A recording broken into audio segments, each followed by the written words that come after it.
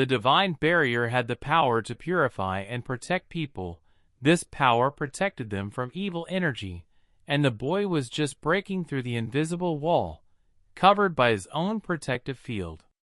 At some point, the power of divine light passed through Helmut, causing him indescribable pain. It was as if a hot beam of light pierced his heart, and the boy's consciousness could not stand it. His eyes began to darken. He faded away and thought about demonic beasts that could become people, and people who became beasts. Now, the boy was facing the unknown, and his fate was not up to him. A cart was rushing along the road, its wooden wheels squeaking, and a shield with a mercenary's emblem nailed to its side. A dozen people accompanied the cargo, a blond boy complaining to a red-haired girl in a short-cropped hat who was leading a horse, why they should camp near the native forest. The sun was already setting. The girl was tired of the boy's whining and asked if he didn't realize that they had a long way to go and needed to rest. Ping was still a very young mercenary. The blond boy shook at the thought of this place. The girl said that the path through this demonic forest was still long, so if they met some creatures while exhausted, even a level 4 mercenary like him would be forced to fight along with everyone else. So he should stop whining and go get some water. The boy frowned and muttered that it was already getting dark.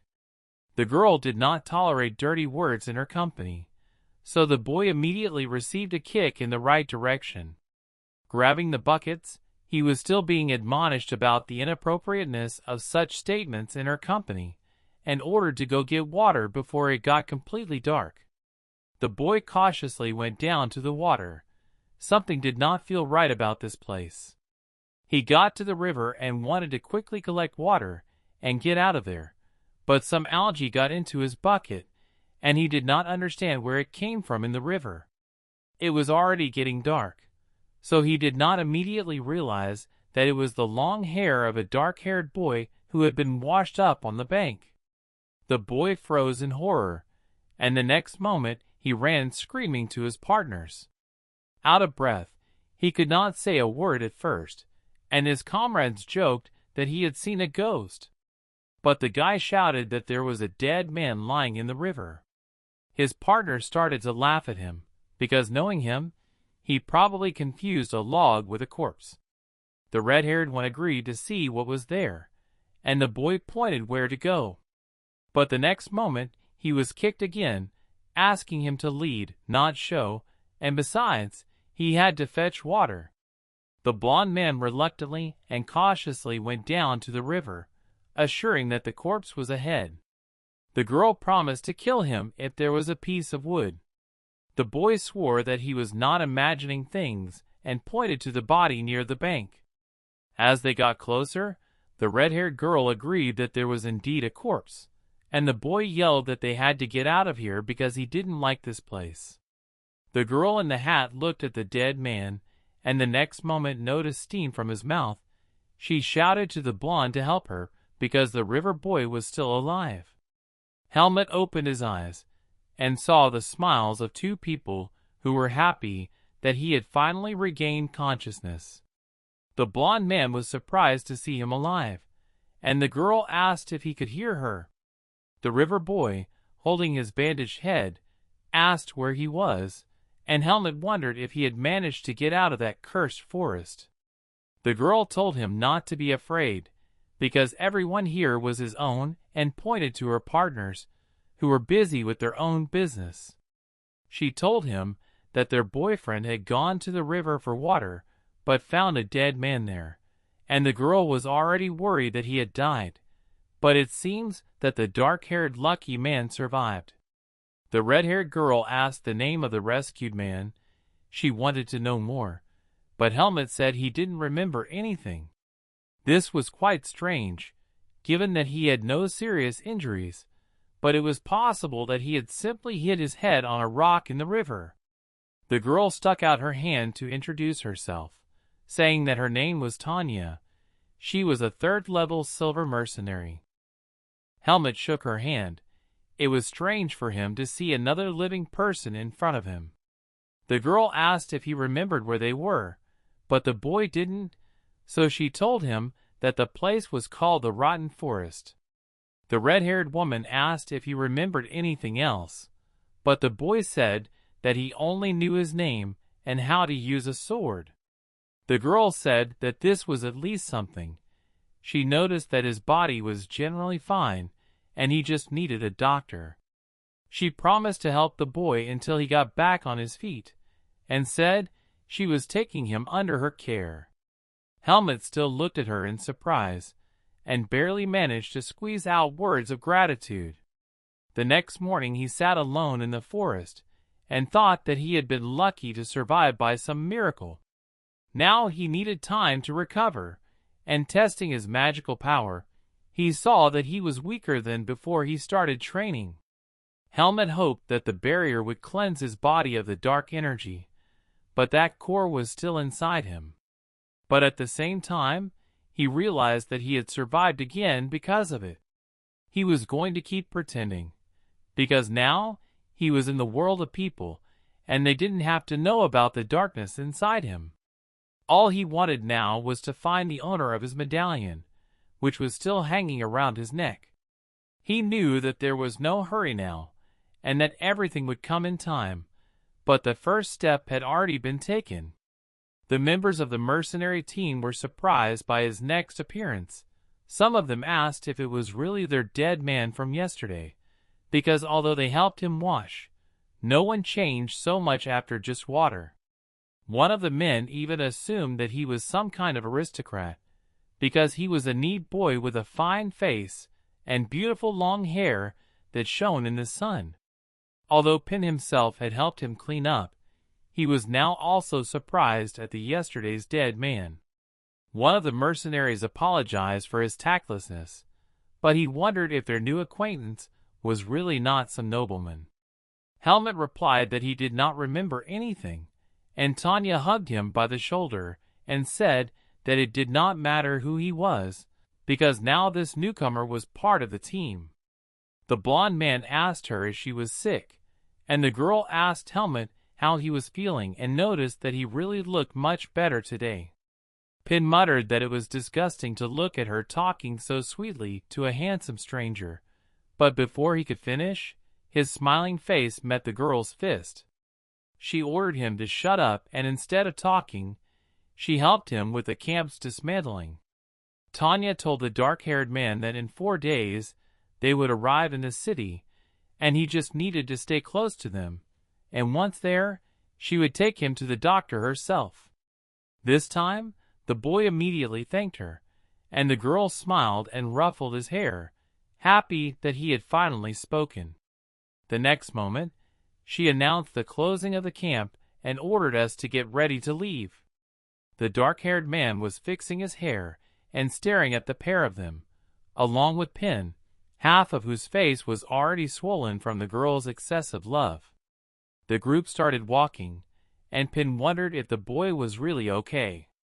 They walked quite fast, and Helmut walked alongside the horse instead of sitting on the cart. It was strange for the blond man to exert himself so much at once, but his new friend assured him that he needed to get back in shape. Helmut scratched the horse's neck, and the animal was happy to see him.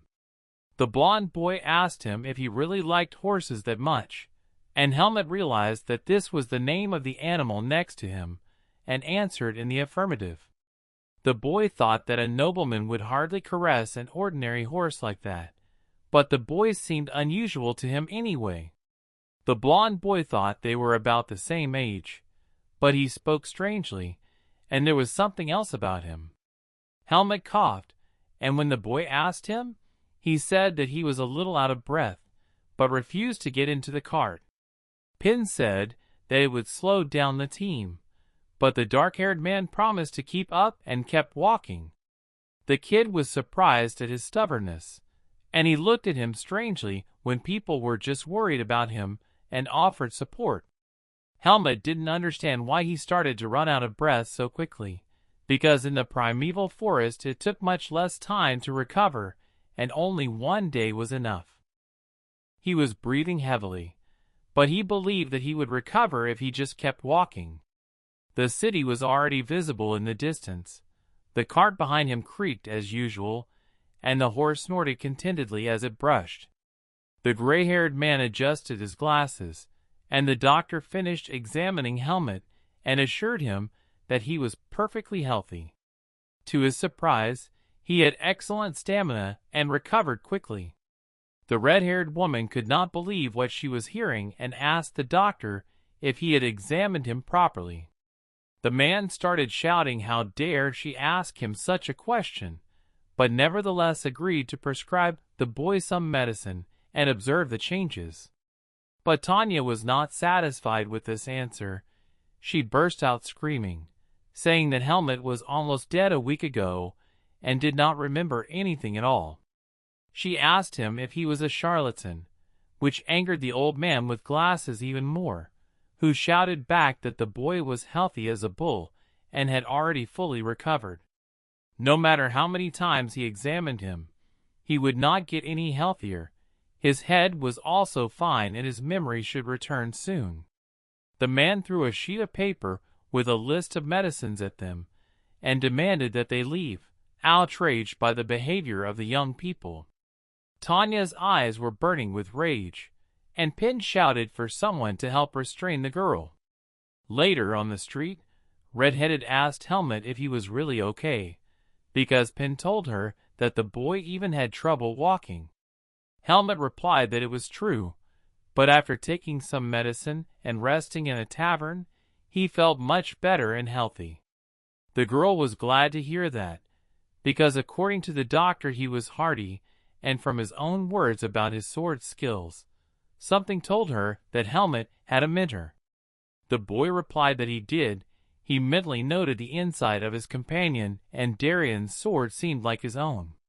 Tanya asked him if he would like to have a duel, and she promised that it would help him warm up and jog his memory.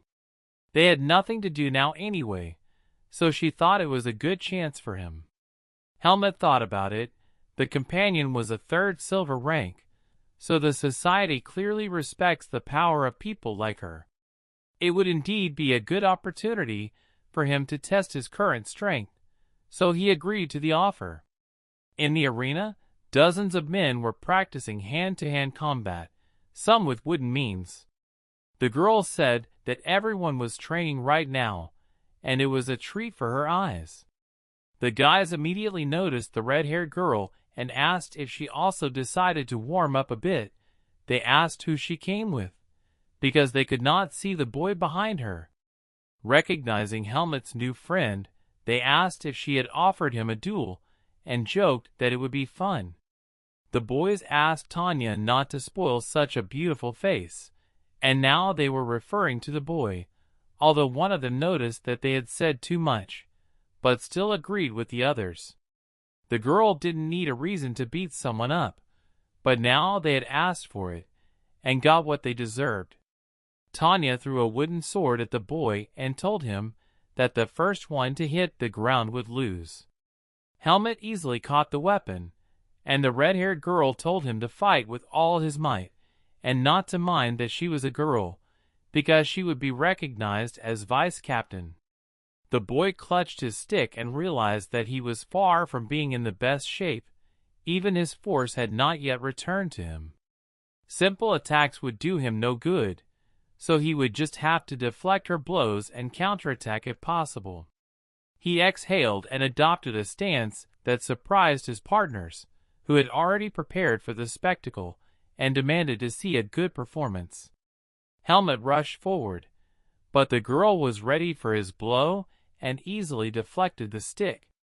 The boy felt her obvious superiority and realized that he could not defeat the girl in an open fight. The next moment, he dodged her attack and tried to get around his opponent, dodging the girl's blow that was already flying towards him. Just as he thought he had managed to dodge, Tanya bent down and kicked him right in the ribs with the heel of her boot. The boy's body still didn't obey him as well as before. It didn't keep up with his thoughts in his head. It seemed as if he was moving in water. The red-haired girl shouted that he was thinking too much and came at him with a whirlwind of blows that the boy could barely contain as he backed away.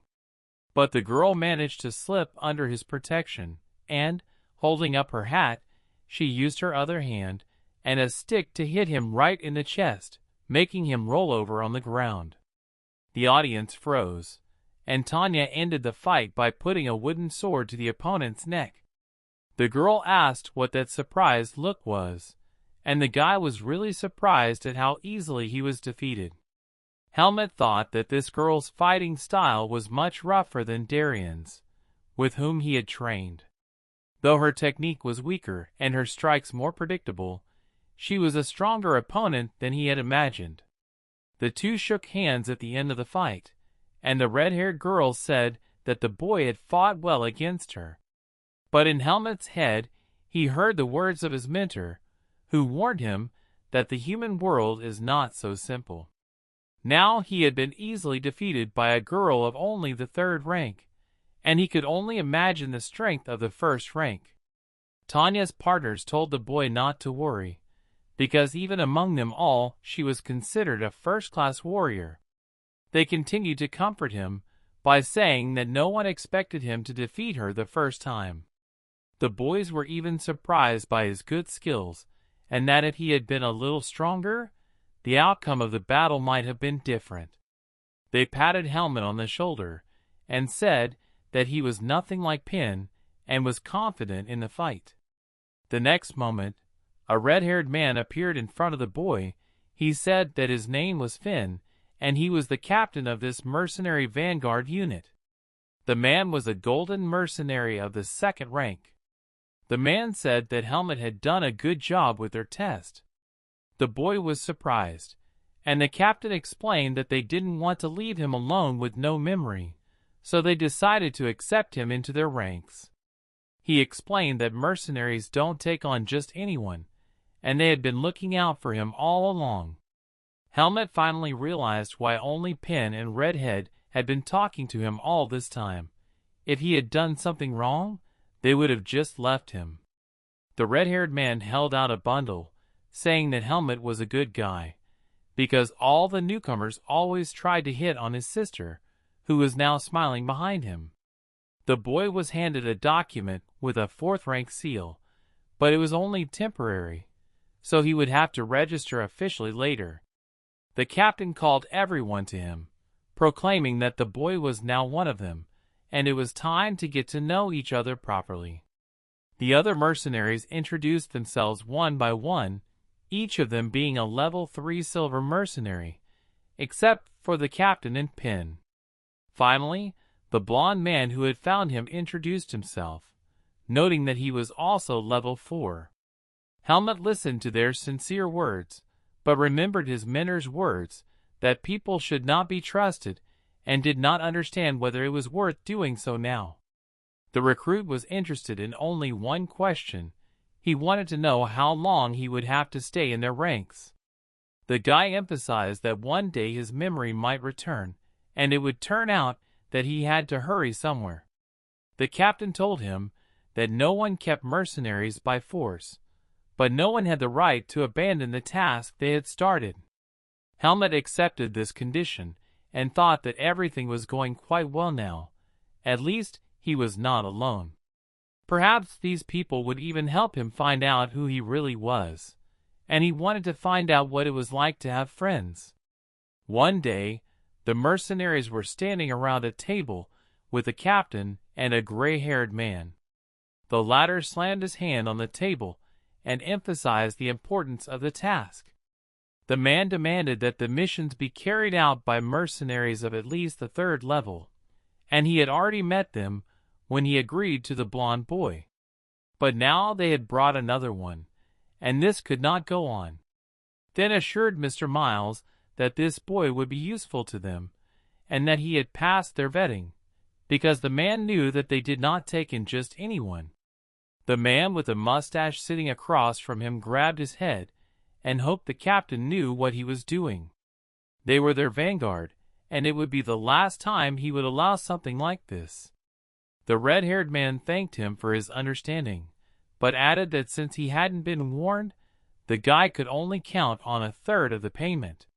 He asked if the captain was aware that this time they would be working with Tariq's mercenaries, and when he heard an affirmative answer, he was glad that they had cleared everything up and asked them to prepare properly for tomorrow morning. The gray-haired man left the room, and Finn breathed a sigh of relief. Tanya said that everything had gone quite smoothly, and her brother could not but agree. The girl asked Helmut if he agreed to the terms, and the boy replied that he was fine with everything. The captain stood up and announced the purpose of the mission. Their group would escort a valuable cargo. Since there were possible encounters with monsters and ambushes from other mercenaries along the way, the fourth rank should fight only if absolutely necessary. Tanya emphasized that everyone else should prepare properly, because they did not know the true value of the cargo, so it was impossible to predict the level of possible threat. Helmut didn't care about any of these words, but his partner in rank was visibly worried and sweating. Litter called out to the new recruit and told him that if Tariq's guys were going to pick on him, he should just ignore them. Maros added that those dogs were just jealous of the success and reputation of their unit. The captain had just finished giving out instructions and dismissed the meeting, expecting everyone to arrive tomorrow. Helmut stood at night in the middle of the training field under the starry sky. He was filled with rage, remembering the recent duel on this very spot. Even though his power hadn't returned even now, it made up for the loss. The red-haired woman was constantly setting him up, but he simply couldn't keep up with her, and the force itself wasn't the problem. Helmut unsheathed his sword and was going to remember all his lessons to get back in shape.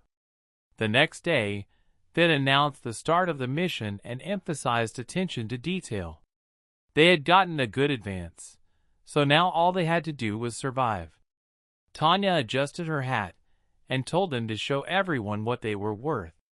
Finn walked alongside the new recruit, although he was now dizzy from the soup he had eaten earlier, but he asked Helmut if he would make it this time.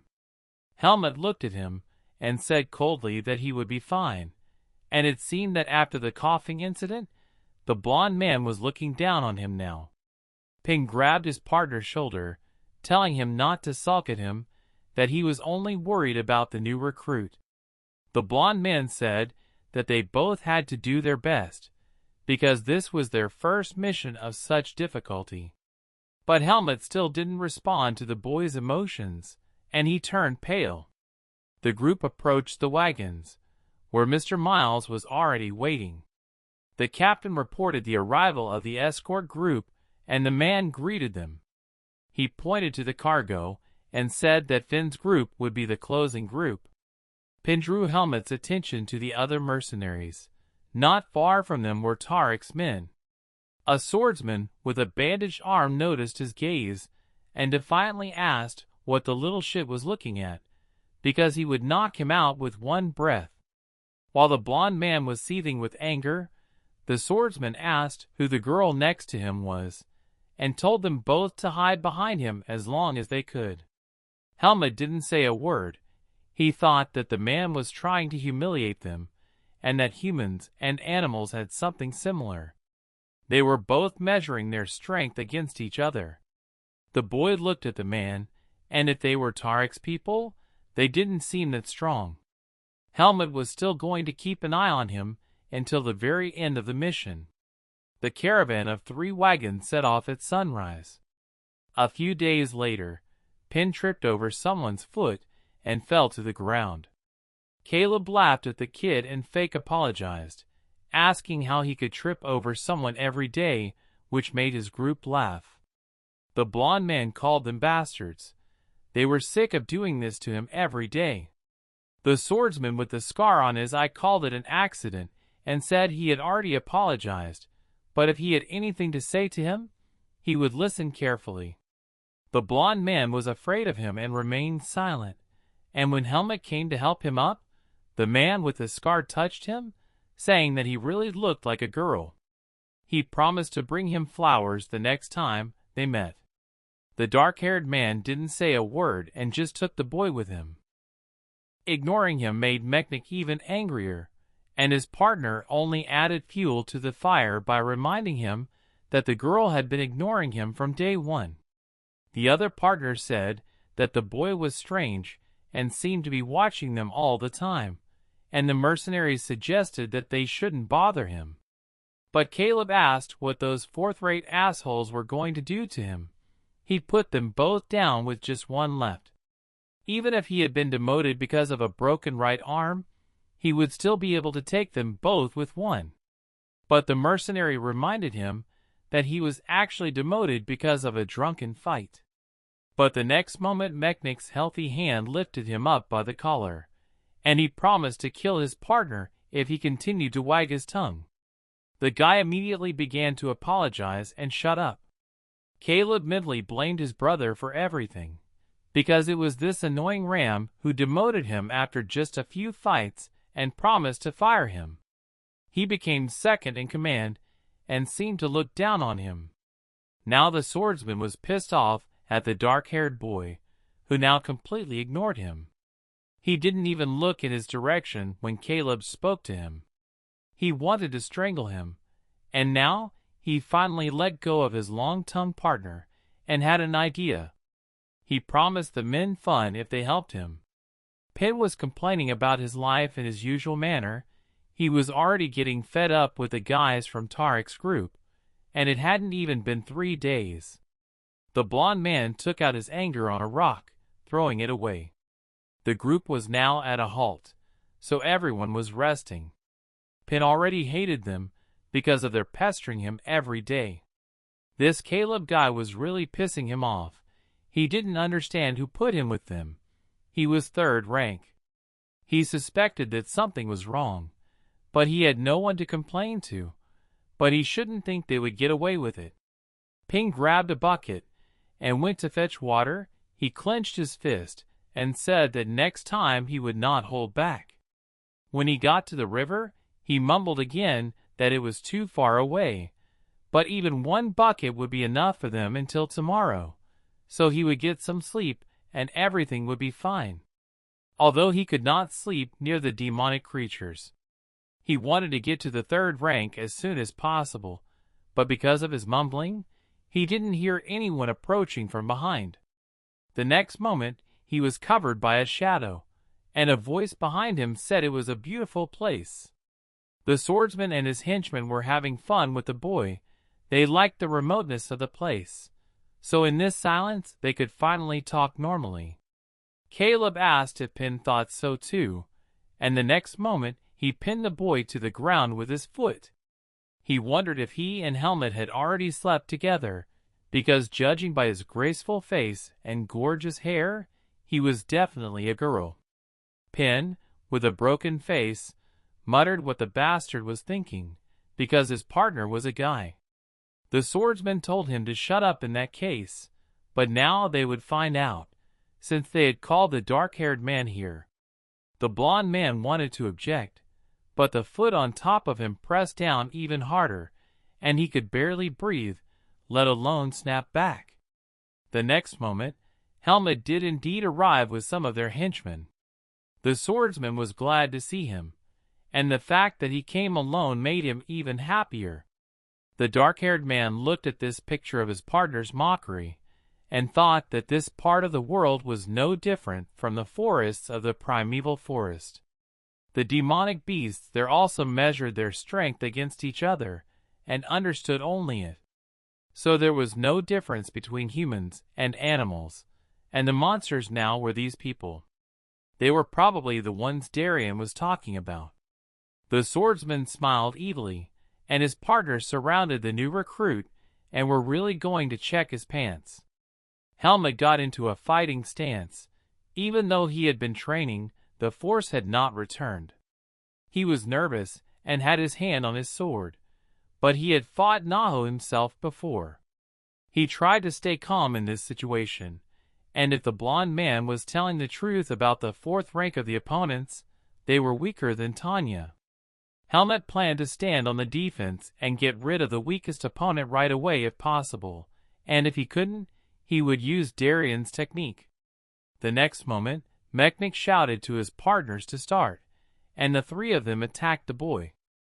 But one of them was hit in the face, losing several teeth. The other attacker stopped in surprise. Helmut's hand, which was already drawing his sword, was restrained by Tanya, and it was her fist that met those teeth. The red-haired woman asked what they were doing here, surprising everyone with her quick appearance. Tanya asked why Tariq's men were harassing the vanguard mercenaries, and Caleb boldly replied that they were trying to have a little conversation without prying ears.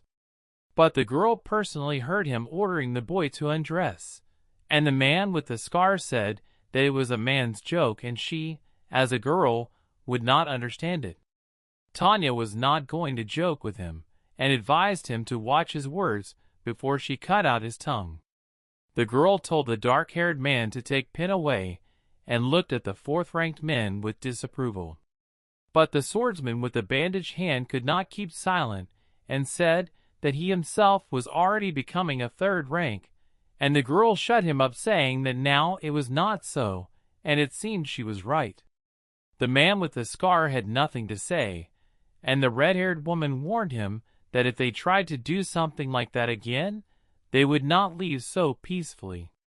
She ordered them to stay away from them, directing her piercing gaze at the man. The swordsman didn't answer her. He waved his hand to his partners to get out of here, and together they dragged their toothless friend who had passed out. Helmut helped the blond man walk, and he called out to Tanya and sobbed. She came up to him and put her hand on his head and told him that this was not the last time, so he should stop crying and take some water. The girl thought about the heartlessness of the mercenaries, because there was an unspoken rule among them that said not to interfere in the affairs of newcomers of the fourth rank. But she considered it necessary to help them at least once in a while. At night, Helmut practiced with his sword again, honing all the strokes he knew well before. Now he had regained his physical form, and for the whole week that they were on the mission, he trained at night. But there was still one problem. He clenched his hand with the sword and tried to use the force. But it seems that his body is still not ready to use it again. It was as if it had not yet awakened, and the boy remembered the words of his mentor. He remembered his words that the force is water, and the vessel is the body. Until his body is ready, it will not fill him, and he should not even think about it. Helmut understood this perfectly well, but he simply didn't have time for it now, looking at his palm. Clenching his fist, he knew that he could only rely on brute physical strength now. The next day, the captain stopped the caravan and asked everyone to listen to him. The man emphasized that the further route would be dangerous, there would be more and more demonic beasts, and he asked not to be alone. Then demanded not to go alone even to the toilet, and to fetch water with a partner of at least the third rank. This was especially true of Pin, and Helmut thought that now he would not be able to train even at night, and could only hope for an independent awakening of power before the core of darkness manifested itself. The blond man called out to his partner, asking if he had seen demonic beasts before. Xing and Bert had once told him about them, showing him what giant horns they could have, and how many heads they had, and advised him to mentally prepare for a meeting with them. Pin was not too happy about their intimidation, and hoped that his partner knew something about them. He raised his fist in the air, and said that he was not afraid of them, but would like to know more about the enemy, because knowledge is power. Helmut watched his performance, and said that animals can be both scary and normal. The images of Elga and Agrella flashed in the dark-haired man's memory. Pin was happy to hear this information, and breathed out a sigh of relief. But the next moment, he was already asking if it was a part of his memory that had returned. Helmut had to answer that it was just his thoughts, and realized that he had said too much. Near one of the carts, the mercenary was banging his flask, which attracted the attention of the others. He was arguing with it because it wouldn't pour water. His partner laughed at him and advised him to finally buy a new flask, because he always saved on the wrong things. He kept shaking his canteen and agreed to buy a new one right after the mission, when he had the money. Now he was trying to earn something, and if it wasn't for the money, he would never have gone on such missions. His partner in the steel bib shrugged and said that everything was calm now. If it continues, it will be easy money, and he offered to drink to that later. The man began to tell us how delicious dark beer is in his homeland, and offered his partner to try it sometime. The man with a flask loved dark beer and offered to pay for the appetizers if he took over the drink. But the next moment, he froze with a smile on his face, as something blew off the top of his head. The face of the man in the bib froze with unexpected horror. His face was covered with the hot blood of the other man, and he could not move.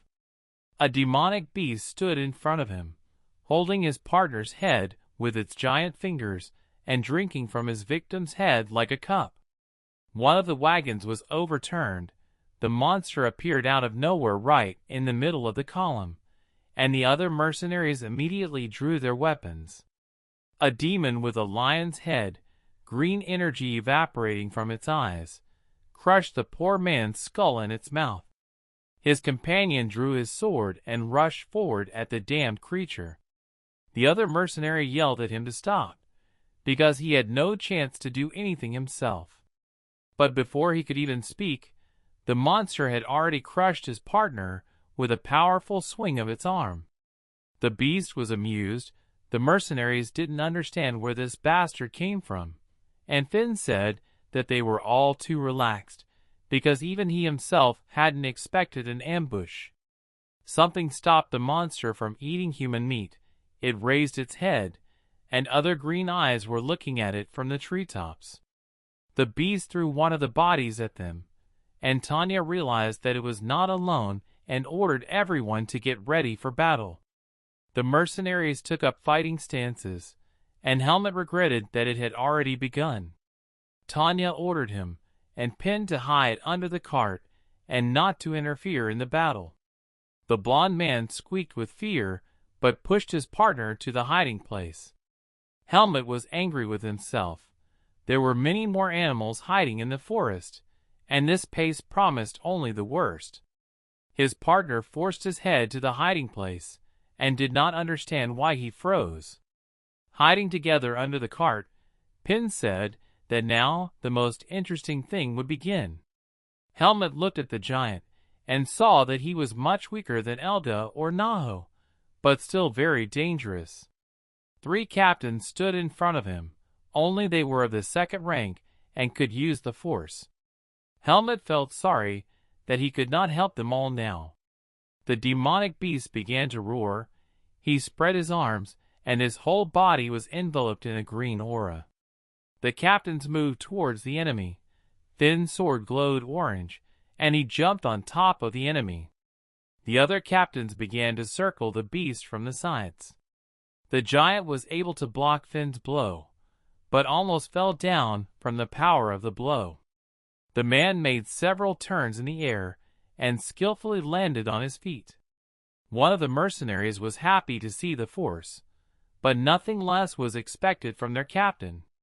His partner shouted to stop admiring the spectacle, because the usual monsters were already on their way and were flying at them from all sides. But he calmly turned around and said that ordinary monsters were nothing for his third rank, and immediately cut one of them down.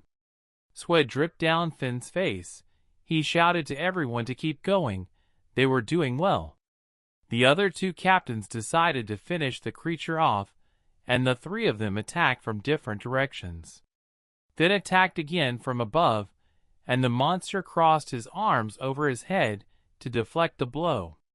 His partners with halberd and sword struck the enemy under the ribs, which he had just opened, trying to block the attacker from above. The monster screamed from its wounds. Tanya rejoiced in her success and began to crush the attackers herself. Helmut watched from a safe place and did not understand how this was possible. The mercenaries were holding up better than he had imagined. While the second-rank fighters were dealing with the main enemy using the force, the rest of the warriors were fighting ordinary monsters. The boy realized that this was their strategy. The old man was right again. Humans were not to be underestimated. The giant was seriously wounded. His aura was fading, and he was wheezing. The other monsters had been defeated, and he was left alone, growling with gritted teeth. Paul asked Finn about his strength, and he was exhausted after a hard fight, but said he had enough. Max was happy to hear that, and offered to finish the bastard right now. But the next moment the beast jumped and disappeared into the forest, disappointing Paul. Finn was also surprised that he just ran away, and Tanya asked if they would pursue him. But the brother replied that the purpose of their mission was to escort him, not to clean him up. So they should assess the losses and not be distracted. Tanya went to one of the carts and admired two cute bunnies under the vehicle, asked if they were alive, and told them to get out. Helmut was reluctant to get out, and his partner seemed to be stuck. Pin begged the dark-haired man to help him because his legs were swollen, and Tanya just covered her face with her hand from the sight. The captain of the escort said that everyone had done a good job and let them start checking the cargo and make sure that all the creatures were dead. One of the mercenaries of the vanguard began to search the bodies, and to Helmut's surprise, he said that they contained grains of darkness and that their skins were a valuable resource. Putting his hand inside the monster, the man pulled out a lilac crystal and showed it to the guys, saying that it was the grain of darkness. Some of them thought it was disgusting and told Maros to hide it away, but he said that it was better to stock up on it, because you never know when it will come in handy. Helmut looked at the glow of the stone and thought he would never see anything like it again. Pin said that these grains absorb a person's mind, and they gradually turn into an animal. Fortunately, they will not meet such people, because most of them die at birth or are banished to the native forest. You always have to be on guard with such people, because they can become evil monsters at any time. Helmut listened to this, and now realized what other people thought about people like him, and Darien talked about it too. He had said from the beginning that as long as there was a core of darkness in a person, they would be persecuted and sooner or later they would die at the hands of another person. The boy didn't want to believe that one day he too could become a demonic beast, but he tried not to think so, because Darien had taught him the force so that he could contain the evil inside him.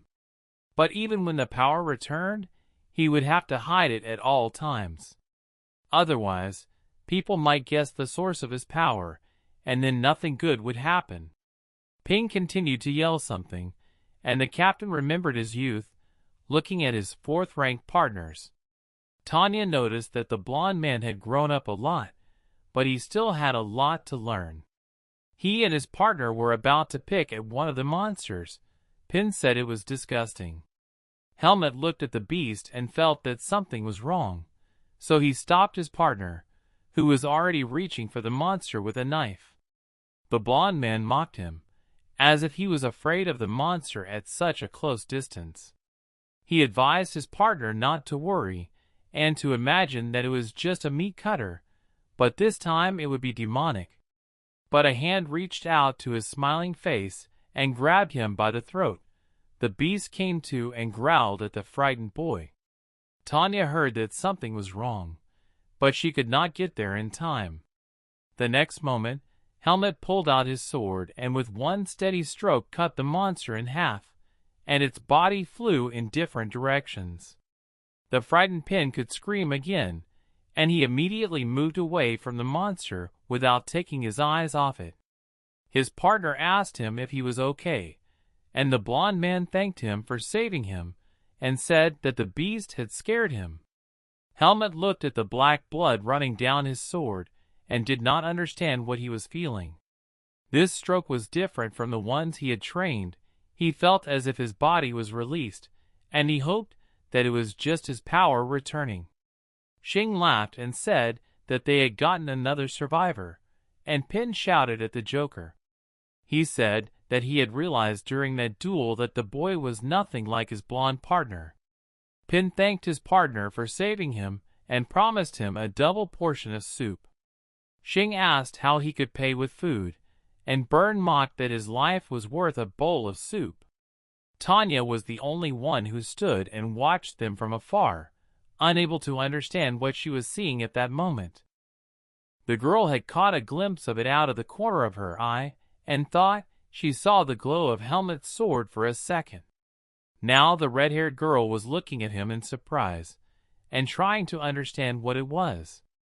At night, Helmut meditated, a lilac aura enveloping him.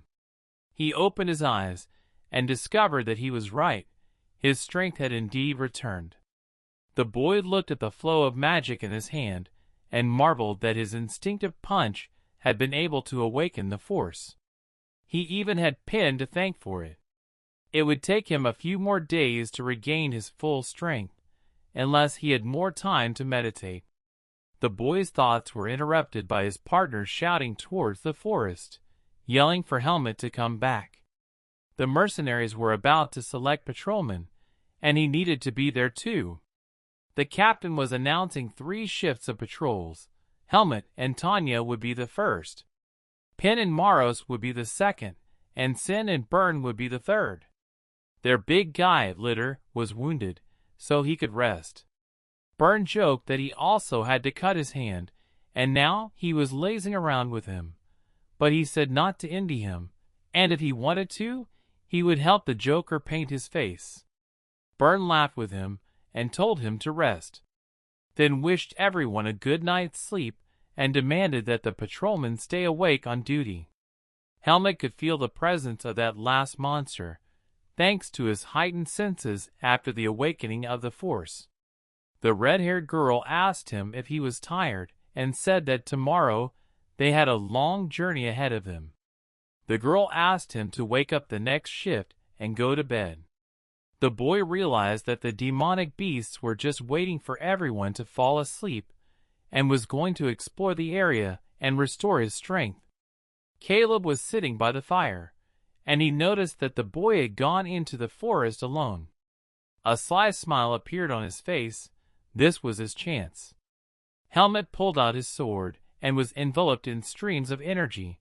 Everything was great, and tomorrow he would regain his full power. Out of the corner of his ear, he heard someone's footsteps. He thought it was a demonic beast, but the aura was different and definitely belonged to a person. Caleb appeared behind him. He greeted him and asked what the boy was doing here alone, because it was dangerous. When he saw that the boy had taken out a sword, he offered to help him train. Helmut refused without even turning around and asked him to leave him alone. But the man with the scar was expecting it.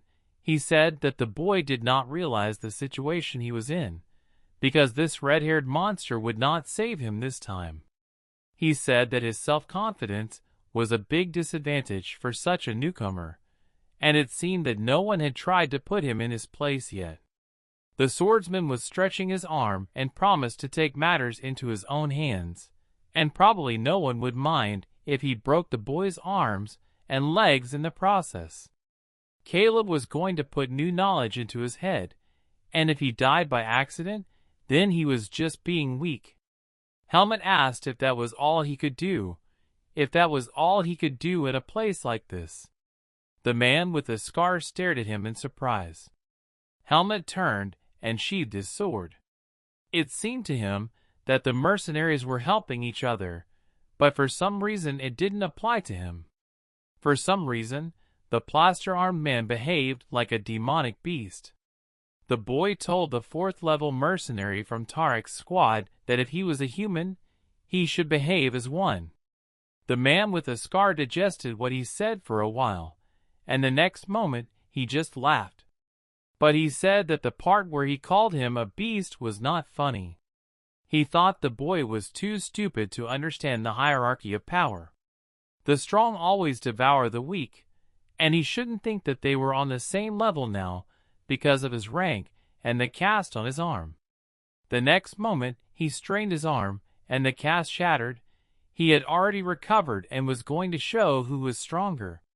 He threw himself at the boy and shouted that he would knock out all his self-confidence, smashing his skull into small pieces. But the boy didn't say a word. Not a single emotion showed on his face. Helmut didn't even dodge the blow. He grabbed the attacker's muscular arm by the wrist with one hand and didn't even move. The attacker was putting all his strength into it, but he didn't understand why this frail kid was so strong. The man with the scar slowly sank to the ground from the pain in his arm, and the next moment he could not hold back a scream. He asked through the pain how the bastard was doing it, and the boy only coldly replied that at first he saw the attacker as a demonic beast, but his instinct for self-preservation was useless. If he believes in the hierarchy of power, he must respect the power of his opponent and know his place. The attacker's eyes rolled back in pain. Helmut twisted his arm, and he screamed even louder. Caleb refused to believe it. He backed away as soon as the boy let go of his arm. The man was not going to lose to such a little brat, and grabbed his sword. He swiftly attacked with his wide blade, but the boy deflected his blow with the handle of his sword, which was still in its scabbard. The swordsman had been screaming for him to die, but now he was frozen in surprise. The boy's face was illuminated by the light of his sword, and the attacker could not believe that he had the power, and then the attacker collapsed. Helmut sliced both his legs, and he dropped his weapon and screamed on the ground in pain, holding his wounds. The boy looked at his sword and did not understand what it was, because he was not going to show his power. It seemed that he had not yet learned to restrain it. Caleb crawled away with groans, and the boy realized that if he let go of the man, he would be exposed. The attacker sensed his approach and begged for mercy. Helmut wondered if he should kill him. The next moment, the boy's chest tightened, and a voice told him to finish him before it was too late. Flows of demonic energy began to envelop the boy's body. A sinister smile appeared on his lips, and his eyes were filled with power. The voice screamed that it just had to kill him and kill him again. The boy punched himself in the chest. He realized that it was the core of darkness in him that was speaking, and it seemed to awaken along with the force. Only for a moment, but the boy felt like a demonic beast. He tried to restrain the core and calm down. He closed his eyes and told himself to calm down. He was not a demonic beast. His name was Helmut. The next moment, the powerful aura disappeared, and the boy breathed out a sigh of relief. He was able to contain the evil with his power. But he immediately realized that his opponent had escaped during this time. Meanwhile, the swordsman crawled away, leaving a bloody trail behind him. Every movement was painful for him, and tears were pouring from his eyes. He didn't understand where the boy got his strength from. He seemed more powerful than the monster that had attacked them that day. It just didn't fit in his head, because the little brat was only a 4th-level recruit. All he could do now was run away, and he didn't have much time left. But the beast was already watching his escape attempt, and the next moment, the green-eyed man attacked his prey. The boy followed the trail of blood and recognized a familiar sound from afar. At the end of the trail, the monster was sitting, as if meditating, and it had another pair of eyes. Helmut approached it closely, and the beast stood up but did not attack, only breathing loudly. It seemed to recognize the boy's strength, but Helmut said that he had taken his prey.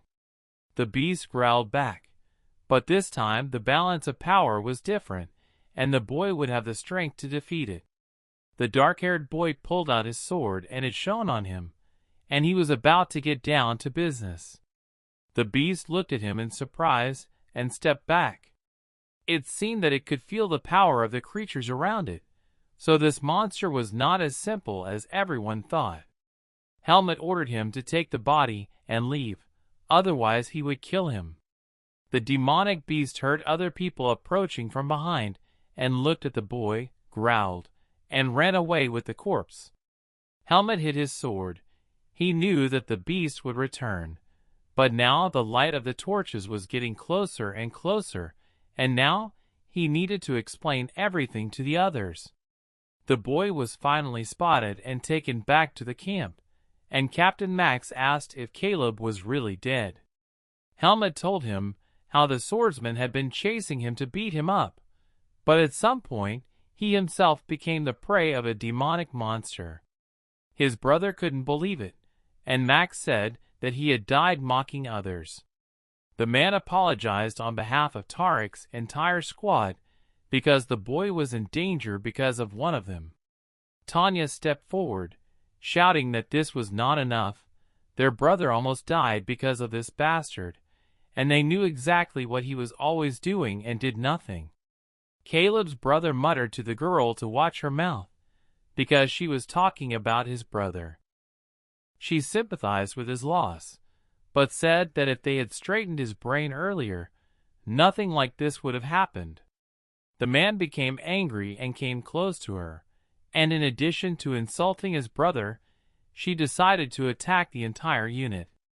Mr. Miles stood up and told them to stop arguing. They had more important issues to deal with and needed to pull themselves together. The man admitted that Tariq's squad was to blame for what happened, but the vanguard could not throw around words like that just like that. He said that the dead could not be helped, but they would pay compensation to the boy, and Tanya agreed with him and stepped back. The man breathed out a sigh of relief, although the conflict between the two mercenary groups was definitely not over. Now they had to figure out how to deal with the demonic beasts more effectively, because they had already lost 3 men, and now had to be more careful. Helmut was punched in the head and screamed in pain. Tanya shouted that the fool almost died, so it was nothing. The girl said that if he had told her earlier, she could have helped, but now she didn't understand why the boy was wandering around in the forest alone. Helmut thought that he was wandering there for their safety, and the girl kept crying that she was very worried when he disappeared like that. When she calmed down, the redhead apologized, saying that she should have been more careful and should have kept a better eye on them after the incident with Pin. Tanya admitted that he was not to blame, but told him not to go anywhere alone. The boy agreed and also apologized for disappearing in the middle of the night. Now he was overwhelmed by a strange feeling. It was cold, but it reminded him of his mentor and warmed him at the same time. Looking at the girl, he saw Darien in her, and she put her hand on his head in the same way the old man had once done. Tanya said that she could not help but forgive such a sweet face, and asked him to be more careful in the future. Helmut now felt the same way he had felt then, a sense of human closeness. The next day, it was raining heavily. Finn emphasized that a mercenary had been killed last night, and now the main suspect was yesterday's beast from the first ambush. The man demanded that they conserve their strength and always be on the alert. They could not lose any more men. The mercenaries fought the monsters again. They came again, and it seemed that there was no end to it. Although people could fight like this for days on end, the situation could change dramatically when they were exhausted. The 4th-level partners were hiding under the cart again, and Blondie was biting his nails and trying to figure out why they were constantly being attacked from the rear. Helmut had felt the presence of that monster from the forest, but now he was keeping his distance. It looked like it was just watching them and sending small monsters to wear them all down, as if it was preparing for something. The mercenary was bandaging his arm at a halt, and said that it had been a long day. Sin joked that at this rate they would all have a dozen wounds at once. Litter asked him to be quiet, because now was not the time for his jokes. But he couldn't help but laugh, because Sin made fun of his leg bite, as if he had been kicking. Litter laughed and said that no matter what he was imagining, he hadn't kicked him on purpose, and that he could only stick his feet up his ass. His partner started laughing even harder, saying that he couldn't reach it.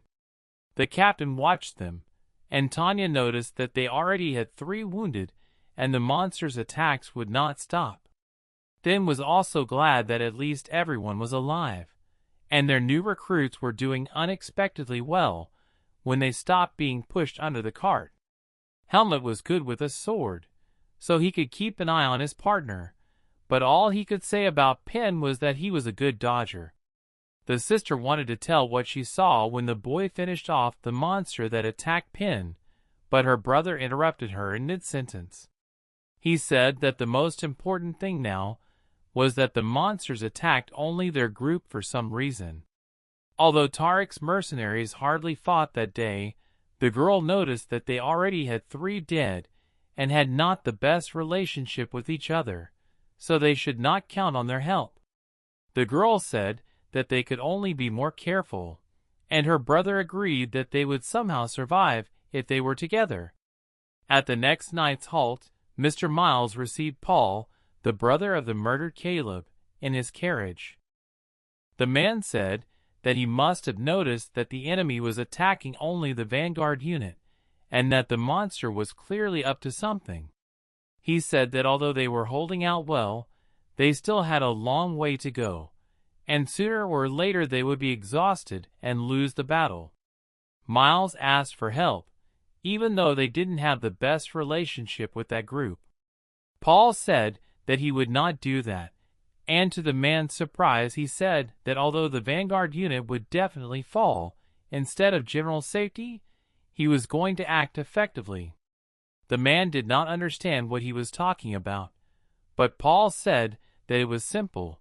The vanguard unit works well as a decoy. They will get out of the forest without any losses, especially since they are the ones with the valuable cargo.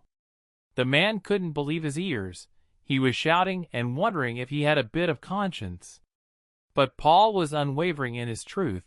He said that conscience or honor were superfluous here, although they always sounded good.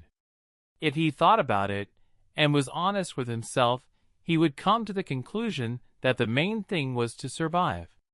Now they were under constant attack from the monsters, and even now they were in danger of dying at their hands.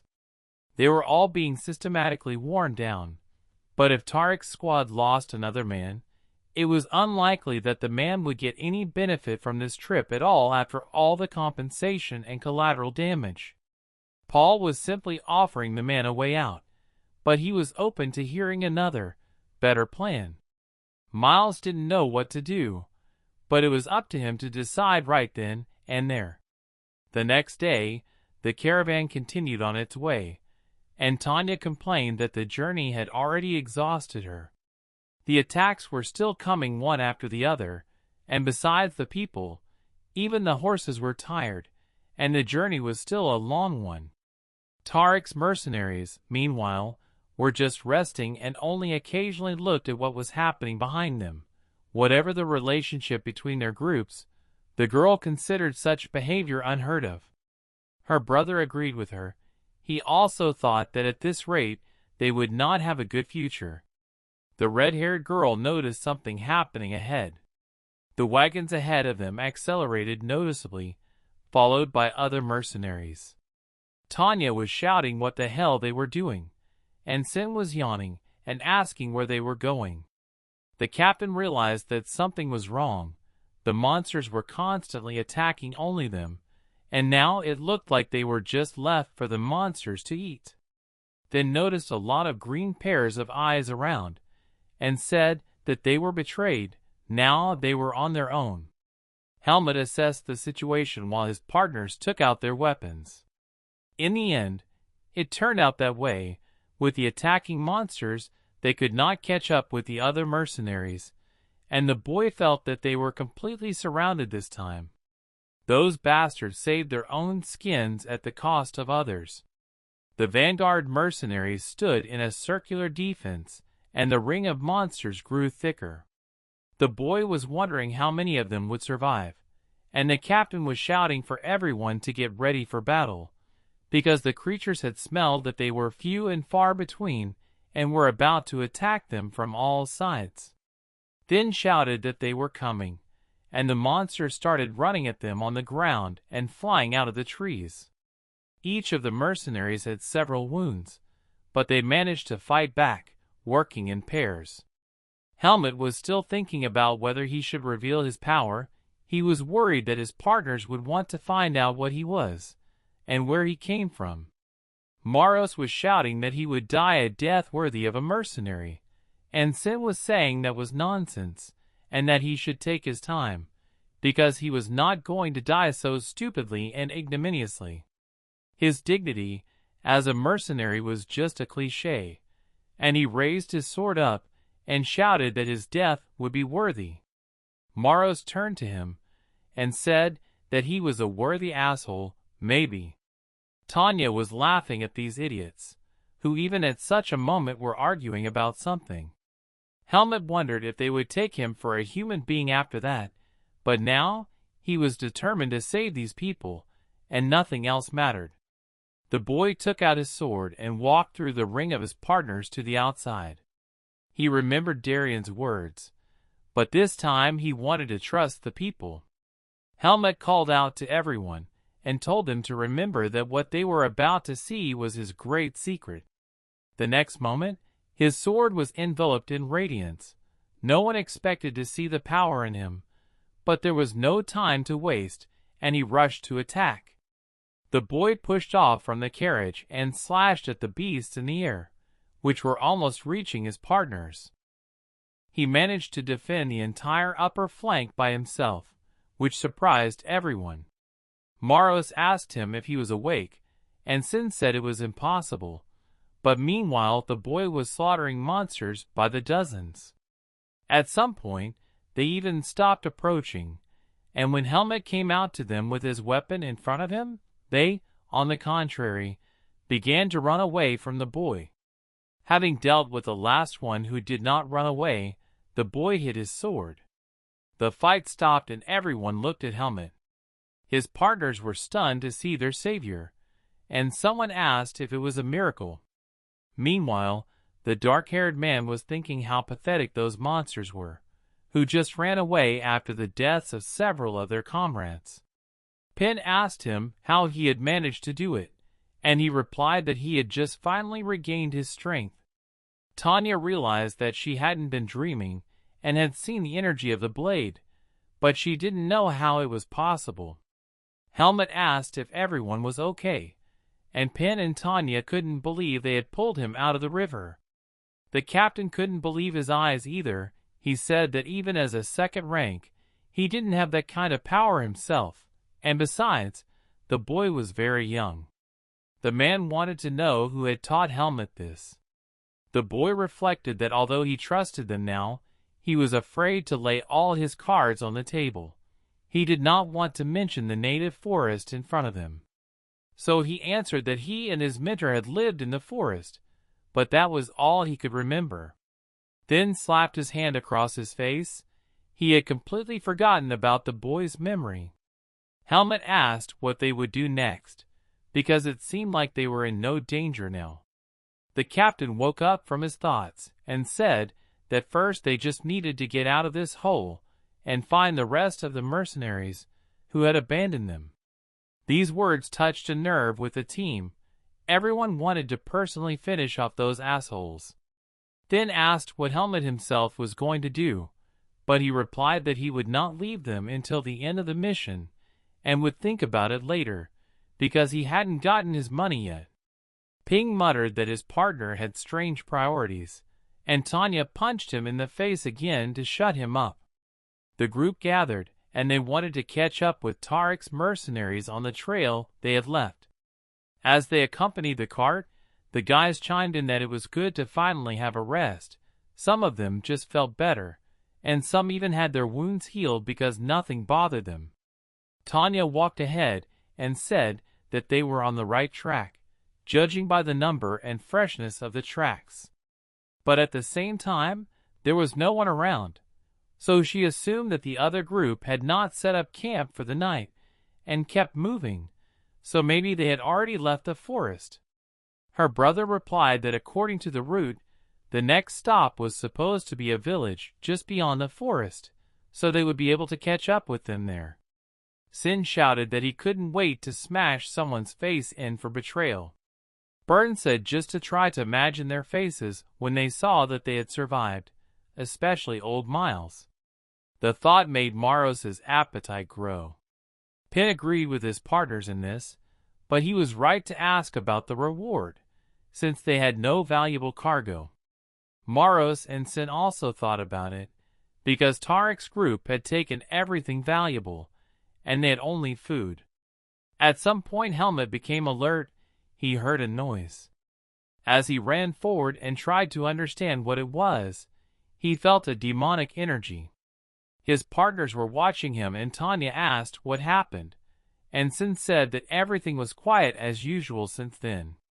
The boy concentrated even more, and said that Tariq's group was attacked and there was a battle going on right now.